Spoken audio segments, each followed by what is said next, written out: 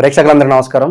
ప్రస్తుతం మన స్టూడియోలో శ్రీ మాతంగి రాజశ్యామల ట్రస్ట్ వ్యవస్థాపకులు అఘోర తంత్రి బ్రహ్మశ్రీ వెన్నంపల్లి నిశాంత్ శర్మ అవధాని గారు మనతో ఉన్నారు. గురుగారితో మాట్లాడేద్దాం. నమస్కారం గురుగారు. మహాదేవ్ గురుగారు, చనిపోయిన వారి ఫోటోలు సాధారణంగా మనం ఇంట్లో చూస్తూ ఉంటాం. నాన్నగారిదో లేకపోతే ఆ జనరేషన్కి వస్తే వెనక్కి వెళ్తే ఇంట్లో అన్నీ ఒక డైరెక్షన్లో మనకి పైన పెట్టేసి ఉంటాయి.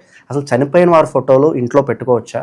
అది శుభమా అశుభమా? ఒకవేళ పెట్టుకోవచ్చు అంటే కనుక ఏ దిక్కులో పెట్టుకోవాలి? సాధారణంగా చాలామంది ఎలాంటి తప్పులు చేస్తూ ఉంటారు ఈ ఫోటోల విషయంలో గురుగారు? మహాదేవ, చాలా మంచి ప్రశ్న అండి. ఎందుకు అనంటే ఇంట్లో మరణించిన వారి ఫోటోలు ఖచ్చితంగా ఉండాలి. ఎందుకు అనంటే ఒక చిన్న ప్రశ్న అడుగుతాను. మీ తాత పేరు ఏంటండి? వెంకటప్పయ్య గారు. వారి తాత పేరు తెలియదు. వివాహం చేసే ముందు కూడా అటేడు తరాలు ఇటేడు తరాలు చూసి వివాహం చెయ్యాలి అని అంటారు. అంటే అమ్మాయి తరఫున 7 తరాలు, అబ్బాయి తరఫున 7 తరాలు.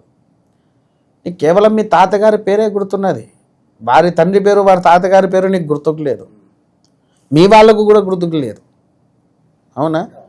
మా తాతగారి తండ్రి పేరు మిట్రామయ్య శర్మ అని చెప్తా నేను. వారి ఫోటో కూడా మా దగ్గర.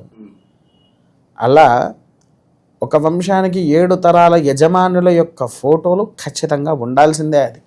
అది ధర్మానికే, అవి అధర్మం కాదు. ఇంకో విషయం చెప్పాలి అని అంటే మనకు వేదశాస్త్రంలో మాతృదేవో భవ, పితృదేవో భవ, ఆచార్య దేవో భవ చెప్పింది. అవునా? తర్వాతనే దేవుడు అని అన్నారు. అంటే ఇక్కడ ఇది చూడండి, భగవంతుడితో సమానంగా తల్లిదండ్రులు ఉండాలి. గణపతి కైలాసంలో వివాహం ఆచరించాలి అని చెప్పేసి సుబ్రహ్మణ్యానికి గణపతికి చిన్న పరీక్ష పెడితే సుబ్రహ్మణ్యమేమో నెమలి వాహనం ఉంది కదా అని వెళ్ళేసి భూమండలం మొత్తము తిరిగేసి వచ్చేలోపు గణపతి తిరిగి వచ్చేసాడు. ఎలా? మాతా పితృ సధైయుక్తం న దైవం పితృమర్చయేత్ సర్వతీర్థఫలజ్ఞేయం మాతా వందనతాం సదా. మాతా పితృ సధైయుక్తం, నా తల్లిదండ్రులు దైవముతో సమానము. మన తల్లిదండ్రులు దైవముతో సమానము. మాతా పితృ సధైయుక్తం నా దైవం పితృమర్చయేత్. ఎన్ని దేవుళ్ళను మనం నమస్కరిస్తున్నా, ఏమి చేస్తున్నా తండ్రి నమస్కారం అనేది ఎంతో ముఖ్యమైంది. అవునా? సర్వతీర్థ ఫలజ్ఞేయం.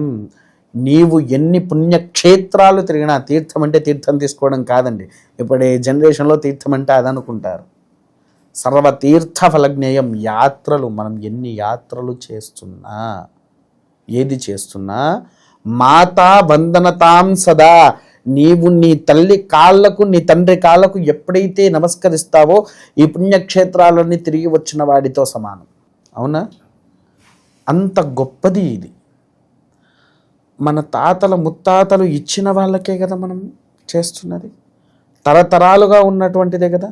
అందుకోసమే మరణించేవాడి యొక్క ఫోటో ఖచ్చితంగా అక్కడ పెట్టాలి. ఎందుకు? పితృకార్యక్రమం చెయ్యాలి. పితృకార్యక్రమం అంటే మరణించిన వాళ్లకు మనం చేసే తంతు ఏదైతే ఉందో ఆ తంతు ఆచరించాలి. కాబట్టి ముఖభావ చిత్రము అక్కడ ఉండాలి. కాబట్టి ఆ ఫోటో పెట్టి చేస్తాము. ఇందులో ఒక చిన్న అర్థం చెప్పాలా? మన తాతకు, అంటే మన ముత్తాతకు, తాతకు కూడా కాదు, మన తాతకు ఎప్పుడు మోక్షం వస్తుందో తెలుసా? ఐడియా ఉందా? మోక్షం ఎప్పుడు కలుగుతుందా అనేది? ఎవరైనా చనిపోయినప్పుడు మొదటి 9 రోజుల వరకు వాళ్ళ ముత్తాత దగ్గర నుంచి చెప్పేసుకొని వస్తారు. ఇతను మరణించిన తర్వాతనే వాళ్ళ ముత్తాతకు మోక్షం. మళ్ళీ తాత, తండ్రి, వీడు ఉంటాడు. వీడు కుమారుడు మళ్ళీ ఎప్పుడైతే చనిపోతాడో వీడి ముత్తాతకు మోక్షం వస్తుంది. అవునా? అట్లా ఉంటుంది ఇది తత్వాల. అందుకోసమే ఆ మోక్షత్వంలో ఉండే ప్రతి ఒక్కరి యొక్క భావచిత్రాలు పెట్టేసేసి మనం చేసే క్రతువు కార్యక్రమాలు ఏదైతే ఉన్నదో అది ఖచ్చితంగా ఆచరించాలి. దిశ అంటవా దక్షిణానికైనా ఉత్తరానికైనా పెట్టుకోవచ్చు, తప్పలేదు. ఎక్కువగా అయితే దక్షిణానికే పెట్టాలి. దక్షిణ భాగంలోనే ఎక్కువగా ఉండాలి ఫొటోస్. వేరే ఏ దిశలో ఉన్నా ఏం కాదు, పశ్చిమంలో కూడా పెట్టుకోవచ్చు, తప్పేం లేదు. ఎందుకనంటే దైవముతో సమానమైనటువంటి వారు చనిపోయిన తర్వాత కూడా వారేం మనల్ని పీడించట్లేదు కదా. మనకి చేసే కొన్ని ధర్మక్రతులు, ఎందుకనంటే ఈ జీవితం వారిచ్చేదండి. వారు లేకపోతే నేను పుట్టేవాడినా, నువ్వు పుట్టేవాడివా? లేదు కదా. అందుకోసమే తూర్పు భాగము ఉత్తర భాగం తప్ప దక్షిణ పశ్చిమాల్లో ఎక్కడైనా పెట్టవచ్చు, తప్పే లేదు.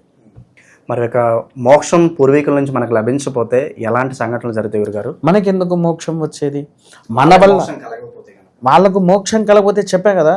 చాలామంది ఈ విషయంలో, ఇది వేరే సబ్జెక్టుకి వస్తుంది మళ్ళీ, అంటే ఒక్క సెకండ్లో చెప్పేస్తా. పితృదోషము అంటున్నారు, అది పితృదోషం కాదు, పితృశాపము.